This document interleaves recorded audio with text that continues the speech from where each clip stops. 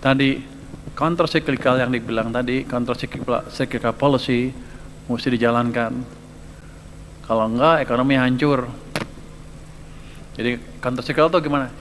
Ekonomi itu punya siklus bisnis, turun, naik. Itu kita tuh setiap 7 tahun sekali. Kalau lagi santai, kalau lagi pintar bisa 10 tahun. Normalnya 7 tahun, naik, pasti ada turunnya. Ini nggak pernah nggak kejadian, pasti kejadian. Nah, waktu naik kita boleh kurangin dorongan fiskal sedikit. Tapi waktu turun begini ke bawah, kalau fiskalnya kita perketat dan lain-lain, ini makin ke dalam, jatuhnya makin ke bawah. Hancur kita. Jadi fiskal, acuan-acuan fiskal itu tetap kita mesti memperhatikan keadaan ekonomi kita. Contoh yang paling gampang apa? 9798. Ada spekulatif attack, ekonomi melambat. Apa yang kita lakukan? Naikkan bunga sampai 72%. Ketatkan kebijakan fiskal. Semua program berhentiin. Kita sering nyalain IMF kan? Padahal bukan yang salah kita sendiri karena pengetahuan kita kurang. IMF masuk setelah kita berantakan. Tapi kalau untuk populis gue suka nyalain IMF. Wah, IMF ngaco tuh. Padahal yang salah kita sendiri. Jadi waktu kita rem lebih dalam, akibatnya jatuh, hampir negara kita bubar. Ekonomi mengalami kontraksi 13,1% terdalam di kawasan, padahal kita yang diserang terakhir. Ini gua ngomong untuk siapa ya? Untuk mahasiswa apa untuk depan nih? Bu Puspa, lo begini dikit lo ngerusak dulu. Enggak, untuk teman-teman ya. Jadi ya, yang Anda pelajari fiskal ya, yang apalan pasti saya duga belajarnya banyak kan bacanya apalan karena fondasinya belum terlalu kuat, fondasi filosofinya ya. Kalau filosofi belajar sama dokter filosofi.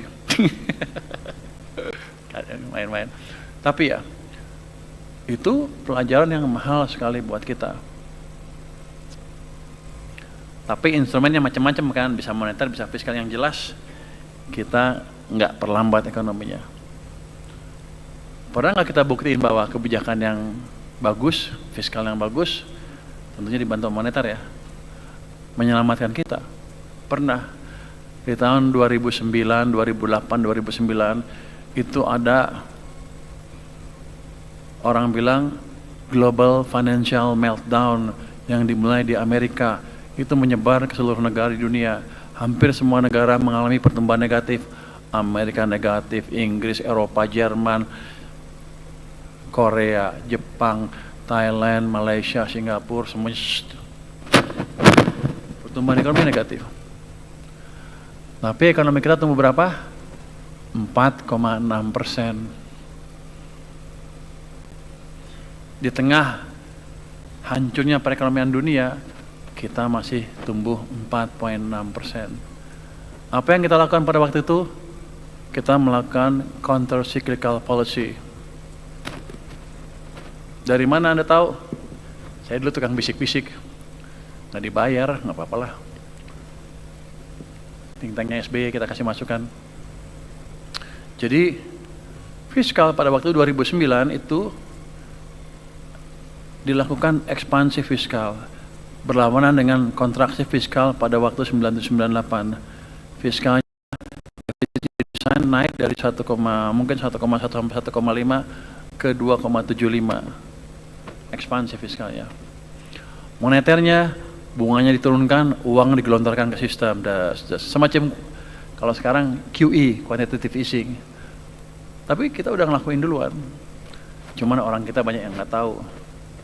Karena mereka, apa kita bilang, mereka adalah eksekutor. Think-tanknya di belakang jauh. Tapi itu menyelamatkan kita. Jadi kebijakan fiskal yang baik menyelamatkan kita tahun 2008, 2009. Mana lagi? 2015. Waktu itu Bank Sentral Amerika sedang naikin bunga, siklusnya naikin bunga ke atas. Kita awal tahun 2015 babak belur. Oh, inflasi tinggi, ekonomi melambat dan lain-lain. Fiskal kita ekspansif di atas kertas. Tapi karena pemerintahan baru tidak dijalankan dengan baik. Jadi mulai bulan Mei 2025, belanja infrastruktur dikebut habis-habisan. Waktu menterinya Pak Basuki. Kenapa saya tahu? Saya bisikin di sampingnya Pak Presiden waktu itu, Pak Jokowi. Nggak dibayar lagi, nggak apa-apalah. Tapi fun. Artinya apa? Fiskal, walaupun kelihatannya santai, tiap tahun ribut, dihajar di DPR, itu menentukan masa depan kita. Anda masih muda, masih SMA, masih tingkat SMA, yang madrasah juga udah mempelajari ini, itu suatu yang baik. Nanti siapa tahu ke depan orang-orang yang di sini pada lupa, Anda bisa ngajari mereka. Fiskal yang baik begini Pak, gitu. Jadi itu bisa menentukan masa depan kita. Tanpa kebijakan fiskal yang baik, kita nggak bisa jadi negara maju. Jadi untuk teman-teman dari SMA dan madrasah yang sudah ikut, artinya tadi 4.300 yang ikut ya. Yang ikut ini tuh 4.300 tim rupanya. Anda 4 tim terbaik dari 4.300. Ada juga sekolah luar negeri katanya ikut. Jadi Anda harus bangga dengan 4 besar ini. Berapa persen tuh? Saingan Anda berapa? Kalau 4 awalnya 1.000 kan kira-kira. Ini kompetisi yang tough. Saya pikir prestasi Anda amat membanggakan. Juga saya terima kasih untuk hal itu. Belajar terus ke depan. Jangan lupa kalau belajar ekonomi, belajar yang betul ya. Biar Anda bisa memperbaiki ekonomi kita ke depan. Saya juga mengucapkan terima kasih kepada Bapak Ibu guru pembimbing. Ini suatu yang baik sekali, perlu dipertahankan ke depan. Ada hadiahnya nggak nih? Hadiahnya apa? Hadiahnya apa? Doa. Hah? Kasih hadiah yang betul ya. Lu jangan pelit-pelit, lu udah jauh-jauh ke sini nggak dikasih apa-apa lagi. Hah? Sukuk. Berapa? Oh nggak berani ngomong. Jangan kecil-kecil kasihnya. Ini kan 4.000. Nanti kalau kurang kita tambahin lagi tahun depan ya.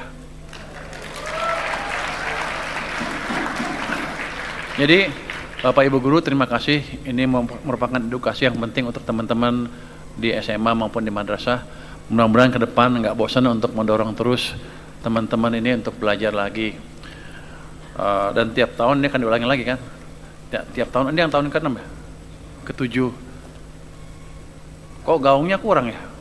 Lu hadiahnya kecil sih lu. Nanti Pak Luki ya, lu gedein dikit. Ini kan edukasi ya. Mungkin itu dari saya perlu nanti dukungan ke depan dari teman-teman semua. Kan saya nggak hidup selamanya di sini kan. 10 tahun, 20 tahun lagi Anda yang mimpin di sini mungkin kuasain pengetahuan dengan baik, pelajari semaksimal mungkin dengan pikiran atau dengan harapan nanti ditanamkan di diri Anda sendiri bahwa suatu saat Anda akan membantu negara ini menjadi negara maju. Terima kasih. Wassalamualaikum warahmatullahi wabarakatuh. Waalaikumsalam warahmatullahi wabarakatuh.